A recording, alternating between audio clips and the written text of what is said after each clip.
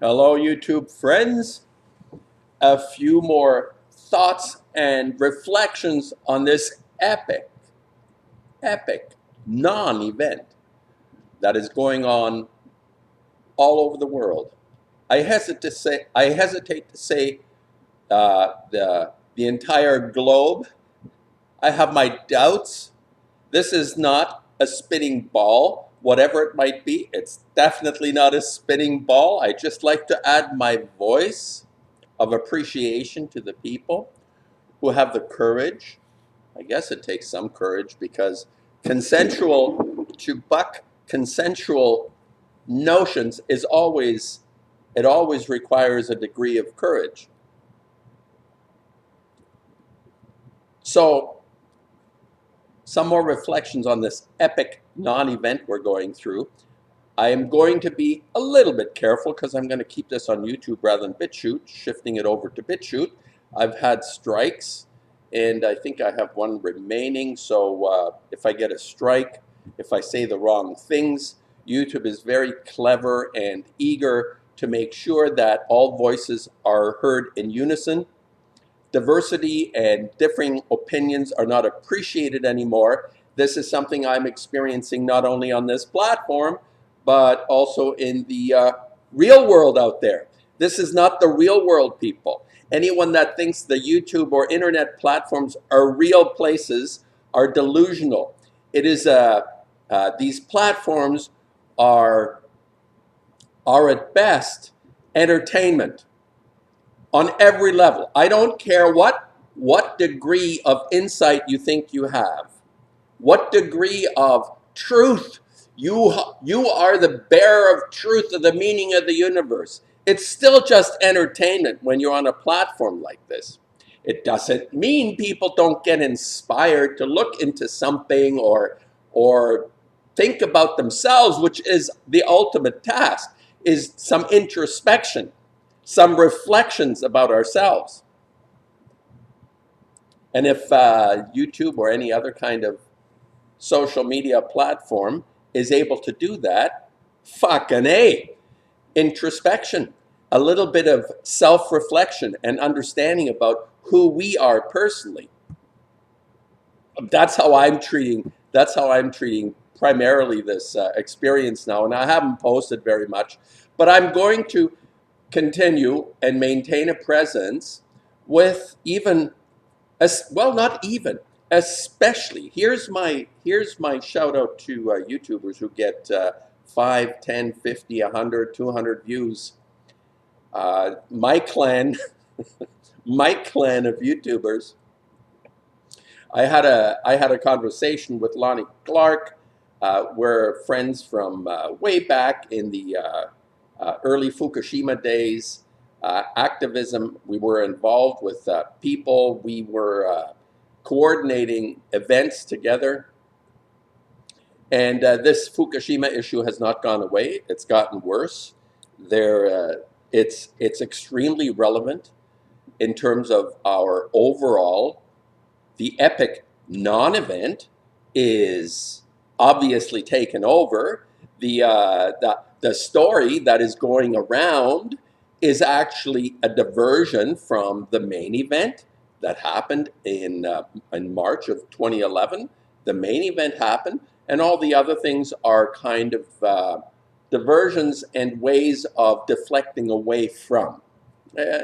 That's how I look at it. That's how I see it.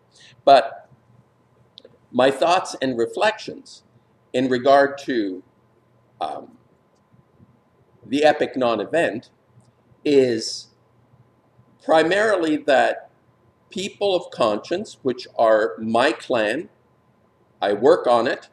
I work on being a better person in terms of doing the right thing.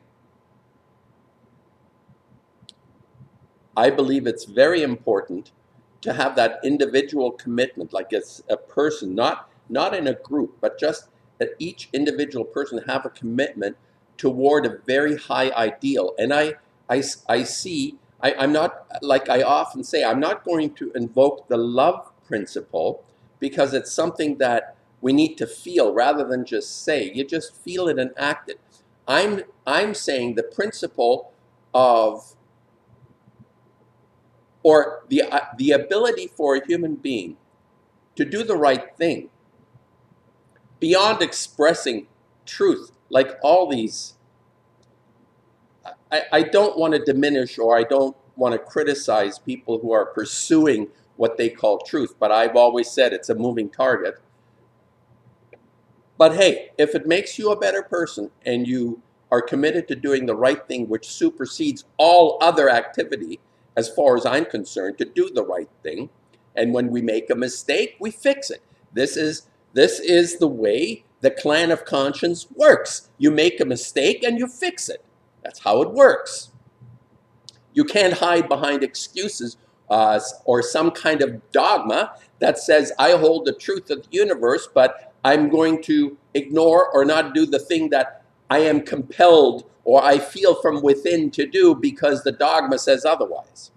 So you see how even the really rigorous God-fearing, yeah, why would you fear God? Anyway, the God types who are talking about dogma, like I'll just mention people who say a lot of very good things, like the Russian Vince guy, or Richie from Boston, or let's see who else. There's so many. There's so many that invoke the omnipotent being on all different levels. Well, that's terrific. The more this dogma is being propagated, the more of the EBGBs I get, because I think it basically externalizes the world rather than internalize. And you can switch it around now. If in fact you take the things that you read in the Bible and you're able to internalize it in some way, there is no need to express it to anybody else because you're living it. You are the good example of it, which is why I say this platform, all social media platforms, are primarily 99.9% entertainment. It's not real. The only part is the entertainment. And this sort of minuscule part, the reality, I think the reality is like I met certain people online. Blanche went on about this for a while. Online, online, online. We meet up online, online, but then you have to meet up or have some kind of a relationship develop out of that experience to make it real. So that's that little bit of I leave beyond the entertainment version, that you could actually meet up. You could actually, it's sort of like maybe if you're on a dating service, on an online dating service. It's basically meaningless unless you actually meet up and it works. So this is sort of like an elaborate dating service, the YouTube experience. Dating service for all kinds of different things, not just for hooking up people, but hooking up ideas, I guess, maybe. So my point today, I wanted to say about this epic non-event, how this beer virus has created the backdrop for all our thoughts, all our actions. It will escalate. This will not go away. This is something that is, I think I realized fairly early on, after 2 weeks to flatten the curve ended, the next program began to be rolled out, and every other few months, the next program rolls out. And why should this end? Because it's not about getting sick from a mysterious virus that hasn't even been identified.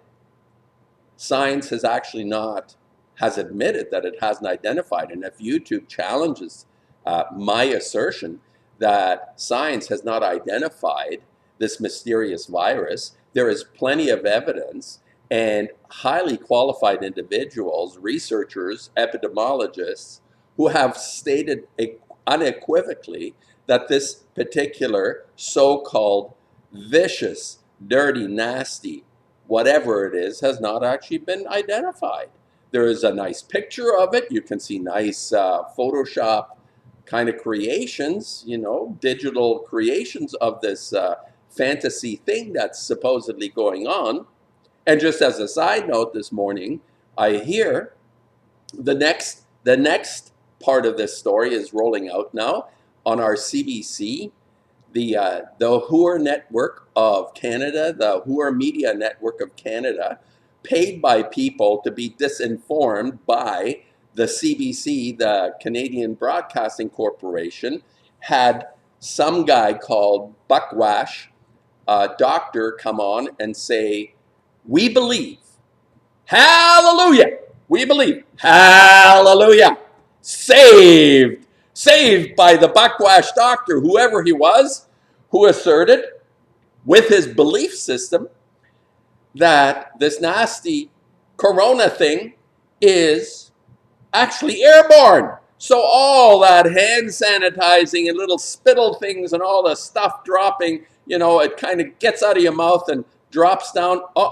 No. It's a little more dangerous now because you're out there facing this terrorist virus.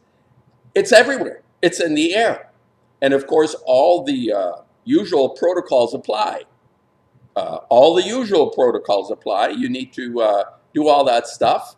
That hasn't worked up until now. And honestly, people, if you are so afraid of this thing, which supposedly is devastating the earth, and there aren't, statistically, the number of deaths have not increased that much. In fact, they may be even a little bit less as far as I've come across. Then this devastating illness is curiously not as devastating, just even from the official statistics. YouTube, official statistics. I'm not making this up. I can attach links to official statistics that the death rate is not any extraordinary number. The point being, it is now airborne, which creates the next level of threat in people's minds, that if this had not been promoted until now, what the hell were people thinking before? You see? It's before, it didn't become airborne just all of a sudden. He said, oh, well, it's especially the alpha or omega or the delta variant that is particularly airborne. A thing we've never actually noticed and seen, which is, you know, they propose that you should protect yourself with one of these things. And you notice I have, for my smoking habit, I have adjusted my breathing device, my respiratory inhibiting device, in order so that I can, you know, exhale and inhale properly and get the smoke in and out as well. And just do a test. If you have a normal one without a hole in it and breathe some cigarette smoke through, it goes all over the place. That's what is called aerosolized stuff, the smoke, which is bigger than the so-called beer virus.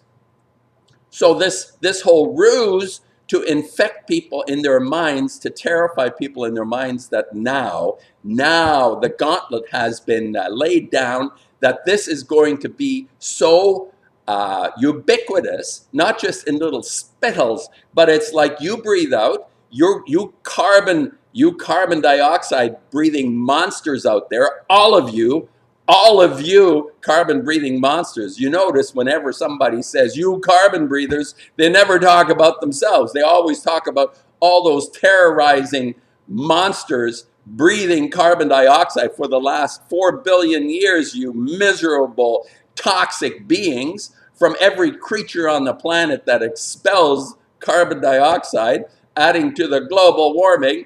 Or is it global cooling, or is it just climate change? Another beautiful, beautiful mantra. What am I going on about? I wanted to make a point about people who have like 10 views or 50 views or 200 views. I encourage you to keep making a video. Like I said to Lonnie, I encourage you to make a video just to show that this is not a mass movement. This is an individual's understanding, becoming an individual's rebirth, in a sense, through this epic non-event. The individual is everything. It's not the massive protests and all those kind of spectacles. Of course, I suppose it could have some kind of effect, but I'm saying that the greatest contribution I can make is to change myself and use this platform to say, I'm not going to go along with the bastards. And I like to see people, millions of people who get 10 views to come and say, I'm not going to go along with the bastards. And, obviously I'm not going to see a million people saying I'm not going to go along with the bastards who have 10 views. But the point is you're making the video. The point is that whoever comes across it, those 50 views you get, they're going to inspire, this is going to inspire others who say, well, look, there's a channel who only has like 120 subscribers with 60 views. I think this is extremely important and noble. That's what I thought. That's what I felt. So, my silence, I decided to stop my silence in spite of the strikes, and I'll see what happens. I can afford to get one. I'll shift it over to BitChute. I'll probably put it on BitChute too. And I think that's my thought and reflection from introspection. Give it a shot. Give it a whirl, people. Introspection can actually be a very exciting thing. As I have experienced in my own life, that this introspection leads to kind of interesting stuff happening. I'd like to inform people on my latest venture into exploring the creative side of my psyche. I've decided to start burning things. And I'm going to burn the things that I really like, actually. In the background, I don't know if you can see there. It's the epic chair that Vincent painted in his room with a little pipe on it and a pipe cleaner. And I've decided to burn it. And I'm burning the icons. I always saw Warhol as a kind of flake, like it doesn't diminish the work he produced, but it is, within the scheme of things, it ends up being on the side of the art that has some value and meaning to me. But it's certainly not something I would ever have wanted to do myself. I mean, he sacrificed himself, although I think he was a flake, so it didn't really feel like a sacrifice. He drew sort of an Aleister Crowley enjoyment out of making the art, I think. But it still represents an understanding about the world he lived in, the zeitgeist, the meaning of the experiences he was having, he was representing in his soup can. So, I've done a soup can burning and another version of it burning. What else have I got? Oh, yeah, I love the, I don't know if you can see it there in, it's Van Gogh painted a self-portrait and called it Artist on His Way to Work. Francis Bacon did some variations on that particular image of the artist with his backpack of paints and easel and so on and so forth. So I'm burning. He's in a burning field, right? So I'm gonna. The idea being that I'm still working on the legends. Those who follow me in my work, but the burning idea seems very appropriate, don't you think? The burning idea that everything that we cherish and that we love, we are now throwing under the bus or burning like a nice big fire, like the 1936 fires. They picked on books, but it was symbolic because they were basically burning down anything that was of value that worked for people, and to eliminate that from the canon, to remove from that elegance, that beauty, that inspired was being systematically removed. So I'm not finished with my last series. I have ideas all the time I want to pursue. So I'm going to start burning things in a way similar. It has been done artistically, but I don't think in the way that I'm exploring and using it. Ed Rauscher, Rauscha,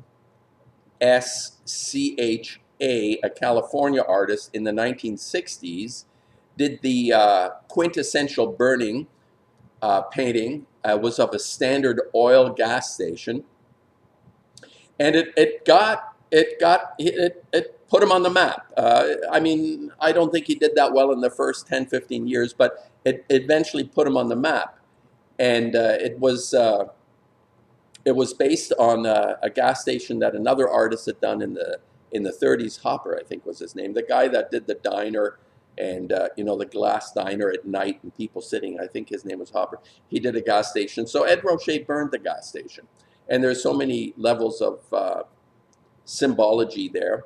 But in the sense, I'm going to burn the things I love, or the things that are revered, things that people enjoy, things that, let's say, for example, okay, if you're a big fan of the Mona Lisa, I'm going to burn that slut.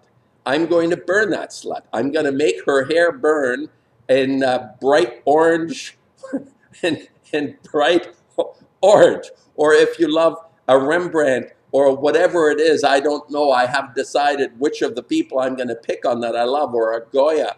I'm going to burn the things that are considered iconically magnificent. So this is what's happening anyway. I mean, the entire civilization that has been of anything that has been of value is being destroyed through this epic non-event.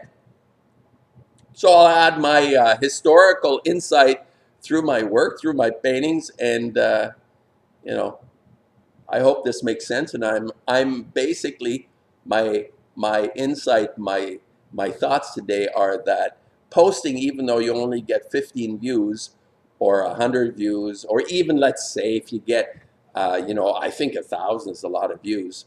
Uh, it doesn't matter what I'm saying. 1,000,000 views or 5 views. The point is the individual matters, and the individual expressing their introspection, their desire to do the right thing is what could be of value to others seeing it on these social media platforms. So don't give up posting. Keep posting. I love you. I particularly love all you people that aren't the dogmatic types, that have something to offer and share, and are not being followed by millions of people. I really like that clan of people who want to do the right thing, and no matter what.